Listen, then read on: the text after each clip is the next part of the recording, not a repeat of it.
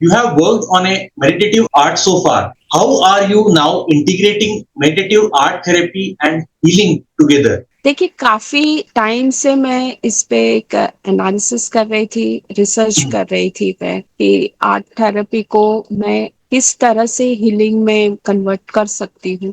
मैं international platform पे भी अब काम कर रही हूँ। मेरा जो इसके ऊपर जो मैंने रिसर्च किया है, उसको एक्सपर्टीज़ करने के लिए अब इंटरनेशनल प्लेटफ़ॉर्म पे भी मेरी जो थेरेपी है, वो जा चुकी है। As well as counselling India की तरफ से मैं अब इसको साइकोलॉजी के साथ भी मर्ज कर रही हूँ, क्योंकि उन्होंने भी जब जाना कि मैं आर्ट थेरेपी हूँ तो उन्होंने मुझे सामने से अप्रोच किया था कि मैं उनके साइकोलॉजी के काउंसलिंग के जो कि छोटे कोर्सेज होते हैं वो मैं करूँ।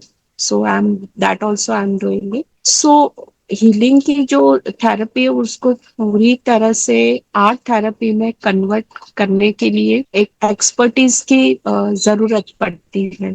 उसके उसमें मुझे सपोर्ट किया वंदना जी करके है, वो एक अच्छी एक काउंसलर रह चुकी है।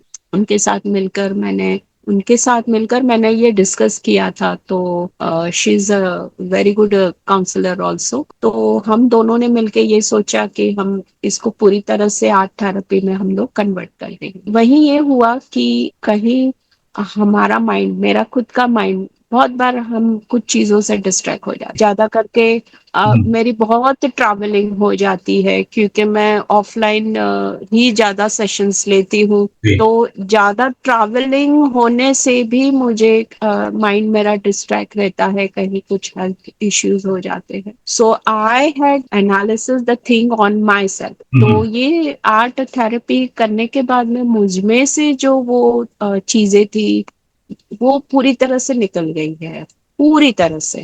तो जब मैंने वंदना जी से ये बात की तो हम दोनों ने मिलकर ये सोचा कि हम इस हीलिंग में आर्ट थेरेपी को हम मर्ज कर देंगे।